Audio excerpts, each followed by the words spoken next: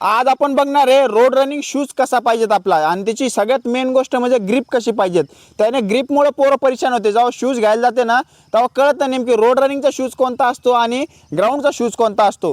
पोरं काय करते एकच शूज दोन्ही साईडनी वापरते तेव्हा परफॉर्मन्स येत नाही, ही मेन गोष्ट आहे। तर तुम्हाला एक सांगतो, ग्राउंडचा शूज असतो ना, ग्राउंडचा शूजचं सोल असतं ना थोडंसं मिडल लेचं असतं, जास्त मोठं पण नसतं आणि जास्त छोटं पण नसतं, एक मिडल असतं। आणि त्याची ग्रिप असते ना खालून खालून ग्रिप एकदम जास्त असते ग्रिप, त्याला म्हणजे जास्त पॅचेस असते त्याला, जेणेकरून कसं मातीमध्ये ग्रिप राहण्यासाठी आपल्याला।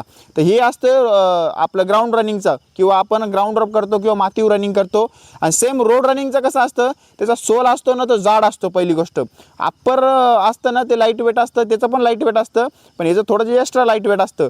तिसरी गोष्ट याची ग्रिप असते रोड रनिंगची, ती एकदम प्लेन ग्रिप असते, त्याला अशी जास्त खाचे नसते किंवा असं ग्रिप नसते त्याला, फक्त एकदम प्लेन रबर असतं।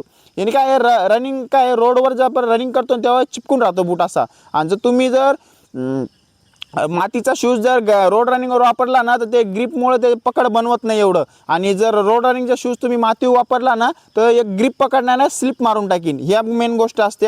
त्याच्यामुळे रोड रनिंग करताना रोड रनिंग शूज वापरा, आणि जर ग्राउंडवर प्रॅक्टिस करत असले ना तुम्ही ग्राउंडवरचा शूज वापरा, जेणेकरून तुमचा परफॉर्मन्स येईल। पोरांचं काय आपलं आपण मिडल क्लासचे, आपलं बजेट नसतं, आपण दोन्ही पण शूज एकाच ठिकाणी वापरतो, तर हे मेन गोष्ट असते। त्याच्यामुळे ही गोष्ट लक्षात ठेवा, तेव्हा परफॉर्मन्स तुमचा